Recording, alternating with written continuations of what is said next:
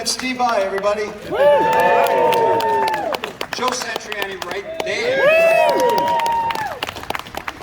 I have just one personal memory of Edward because I only met him once for I don't know, 5 minutes. And he came over to Record One, a studio in Los Angeles, while I was recording the Extremist album. It was about 11 in the morning, and he came in with a can of beer and a cigarette going a million miles an hour. It was a weird meeting because we had just put up a track, and this is in the old days when everything was on tape, so when you put up a song, it took a while, you know, to put up one song. And it was a song that wasn't working. And we decided we're gonna see what's wrong with this song and everything. So he comes walking in and he goes, "Oh, hey, great to meet you. Play me what you got." You know, and it was like, well, here's a song we hate, you know. And we listened to the whole thing, and he had some interesting comments about it that I knew were right on, because it was the same thing I was thinking. And then Andy Johns, my producer, took him out of the room, and they left, and I lost both of them for the whole day. So that was kind of like their thing, was to party all the time. So that was about it. But yeah, learning the Eddie stuff, I keep working on it every day. He's quirky, about as quirky as you can get, besides being brilliant. The saving grace about all of it is that the songs are just so much fun to play.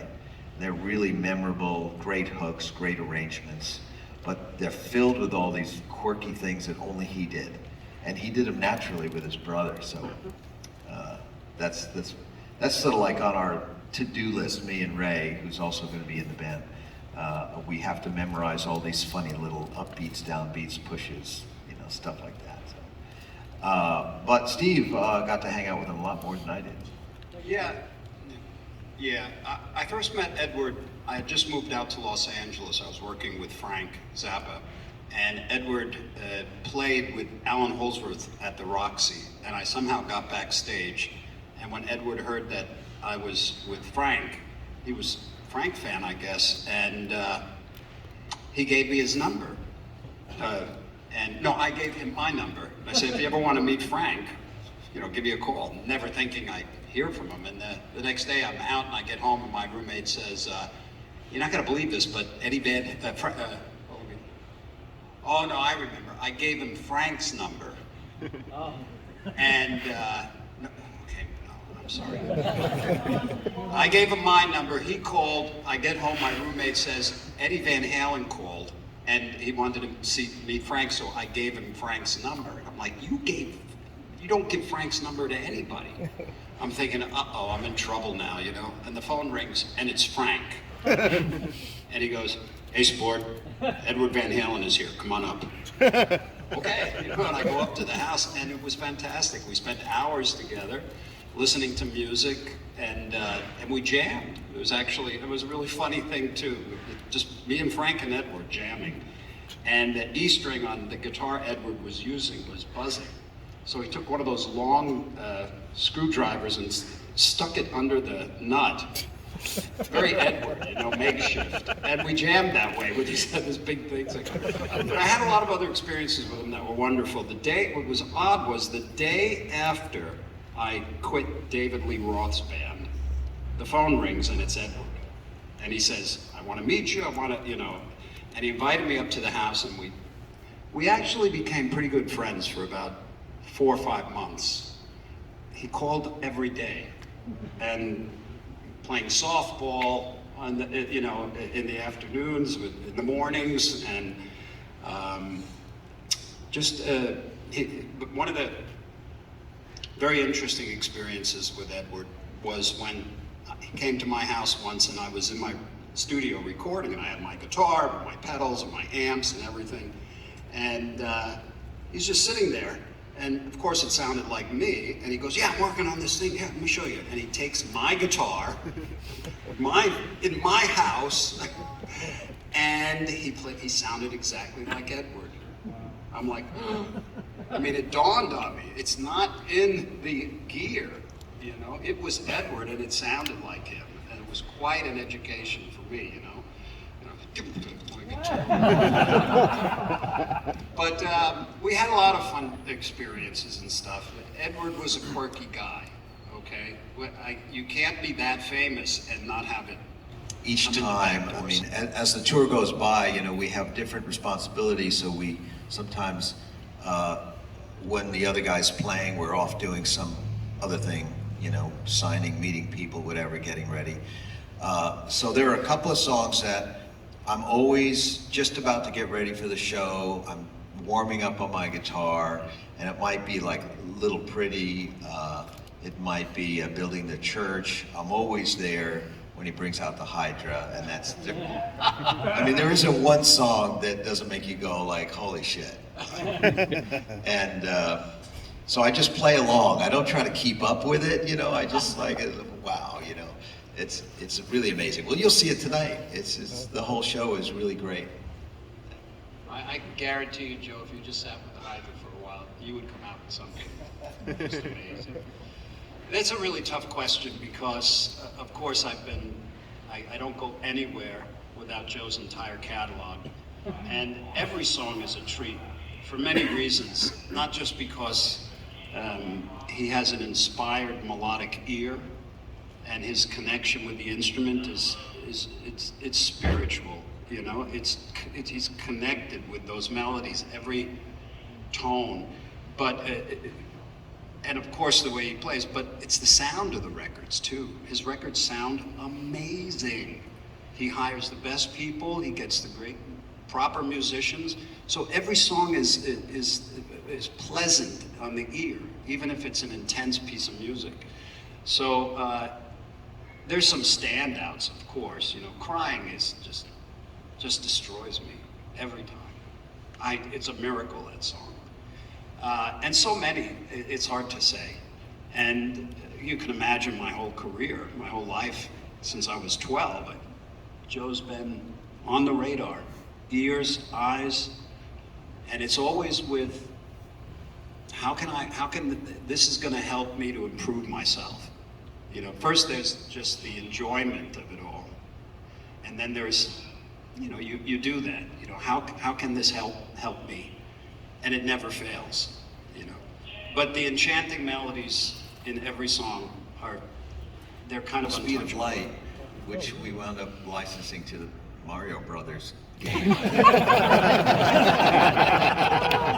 Yeah, that's what it's Yeah, I think what we agreed on is that it was jangly. I think it was a word he came up with, and we worked on that a lot. It was a song that had a melody that was embedded in the rhythm part, which is a way to approach a guitar instrumental. Sort of like, I don't know if you know the song Motorcycle Driver. It also has a melody that's part of the rhythm guitar. So it presents a bit of a problem, because if you just play it on one guitar, you might not notice that it's the melody or the rhythm part. So you have to kind of separate the rhythmic and melodic figures on different guitar parts and then blend them together so that you can bring a note out. Sort of like playing two guitars just do the E string riff, two guitars do the A string riff, and then do the D string, and so on and so on. It takes a lot of work, and you don't know if it's going to really pop out until you're all done and you start mixing. And we had done, you know, Rickenbacker parts and Fender Electric 12 parts. It was acoustic part. It was probably a dobro part, and all those electric guitars. And we were still waiting for that moment when the melody popped out, and we just couldn't hear it. It was just the strangest thing. So it was very jangly that morning when we put it up. And you know, you put up a mix on an analog mix, and you've got this big board, and we had 2 reels of tape, so it's around 40 tracks or more, and you just kind of push up all the faders, so you don't really have like the ultimate mix. Every morning when you push it up, it's going to sound slightly different. Nothing's really processed, so it was pretty dry. But he nailed it. He knew exactly. We had attained the jangliness, but that was about it. So it took another year or so, and John Kunneberg and I figured it out up in the San Francisco Bay Area, and somehow got it all set up for the Time Machine album.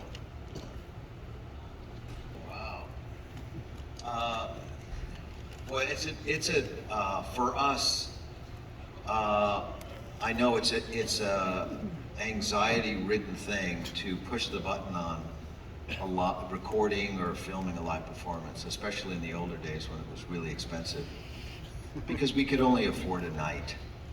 You know, it's not like Springsteen, you know, filming 2 weeks at the same venue and then picking the best performances. You know, so that you walk out on stage and you just go like, oh, I hope this is the night where we all shine and we come together and the audience loves it. It's going to be great. You know? And for me, I think one of the times that happened as a solo artist was when we played in San Francisco at the Fillmore. But it wasn't without its issues, because I had an impinged left shoulder from snowboarding. And I just remember when the deal came up, they said, it has to be next week. You've got one night, the only night to do it. And I said, yeah, let's do it, except I can't lift my arm. You know? So I wasn't quite sure how it was going to happen, but for some reason, I think the band and the audience just sort of came together, and sort of we all carried each other through, and it was a memorable night, even though it was a teeny place and, you know, the shoulder and the whole thing. So you remember those things. You know, something always happens. Hair on my teeth. And one of them was, what's it, that really big TV show for vocals, America's Got Talent or something like that.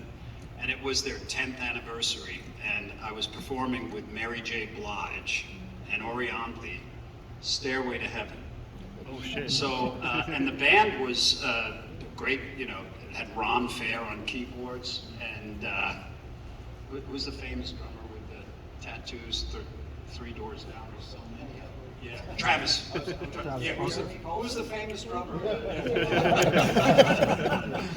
And we really didn't get any rehearsal, and we had a little bit of time before the filming, and this is a live show, and it's their, you know, premiere. It was the biggest audience, it was, you know, hundreds of millions of people and all this stuff.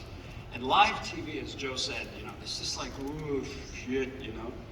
So we're rehearsing and we're playing Stairway to Heaven, and Travis is first he was trying to use a click, and then when everybody would come, it just wasn't working, you know. And we finally had to decide, look, don't use the click, you know. So we didn't even get to run through the whole thing, and Mary just shows up and waits outside in the car until she has to come on stage and then leave and do it. So I'm like, okay, Stairway to Heaven, you know, we could do that. So nobody knows that song, and I'm thinking, this is crazy. This can be a complete disaster, you know, because we didn't have time to really run it effectively.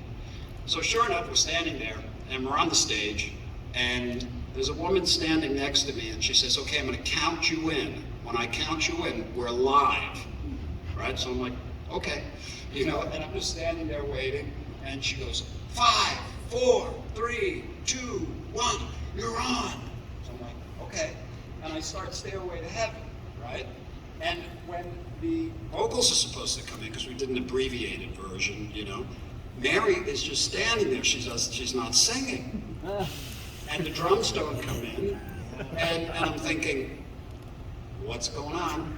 And then everybody just starts kind of playing a little bit, and Ron Fair, just like they're looking at Ron because he was the director, and they're like, what do we do? And he goes, I don't know, it's live TV, just play. So, and then I realized, because I could hear and see kind of what was going on over there. In the background, I heard somebody talking. And right at that moment, I hear them say my name, and Steve Vai, right? And right at that moment, I realized what happened. The woman counted me in for when they were going live to introduce us. So I'm like, you know, toot, toot, yeah. So right at that last minute when I heard my name, I just stopped, and I said, stop. The light hit, I started the song, and it all went beautifully. But when you go back and watch the footage, as the guy is introducing us, you hear me in the background like it actually worked kind of nice. But phew! Talent, facility, and some people may think that because of his the showmanship that he doesn't work on it. But all the touring that we've done together, the shows we've done together, he rehearses and he practices all the time. He really takes his thing very seriously, right up until he walks out on stage. It's you know, that's why he can do what he does. He works on it. Dedicated. In the world that's surrounding me, the greatness of so many players, but when I always felt like if I could do something that I couldn't do before, I appreciated that so much. And there's been a couple of instances, like maybe Hydra, or even back from the Attitude song, or things that I was like, yeah, I like, you know, I'm really happy I can do that, you know. And what was the other? Anybody was giving me attention, I was like, they're joking, you know, they're winning an award in a magazine. I remember once I was tied with Jimmy Page for overall best guitar player. This is all bullshit. I'm not tied with Jimmy Page. I'm not, you know, I don't want to even be next to it with my name, because that's how I felt about myself. But then, once all the accolades, once all the Grammys, and you know, all that stuff, the money and the ego came right in the back door, and I didn't even realize it. And I started to, and I was working with Dave Roth, so I became a little rock star, very pretentious. The ego was, it caused problems in relationships and things like that. Do I regret it? No, because I didn't have the tools then. As I progressed through life, my spiritual practices helped me to recognize what my ego was doing. And I couldn't have before. So, makes sense? That really was a game changer. You know, because it allowed you to do things that before you just couldn't even dream of. Still can't. Yeah. In many ways, you know, the early recording methods were completely new and different from what musicians did for, let's say, a couple of thousand years, as far as we can tell how music was written down. Because they'd write it down and they'd look at it, and they could arrange it, depending on where they came from, left to right, right to left, up, down, whatever it might be. But they would look at it and they could edit it, and when recording came around, you know, it was this machine. You couldn't look at the notes. You know, you'd have to have these two separate things. And cutting tape was the only, you know, using a razor blade was the only way to rearrange things. This has a big effect on how people compose. So when you think about the audience, when we're in the audience, we are on the receiving end of a composer's idea, their creativity. So that means that the way that they create is a really big deal. So as Steve said, digital comes along, it really was a game changer, because now you can see, you have a visual interface now, and you can start to see music like they did 100 years ago, 300, 400, 1,000 years ago. And we can see it like a score now, and we can edit, and it changes the way that we see possibilities of this piece that we're working on in general. I think that's really a really big deal.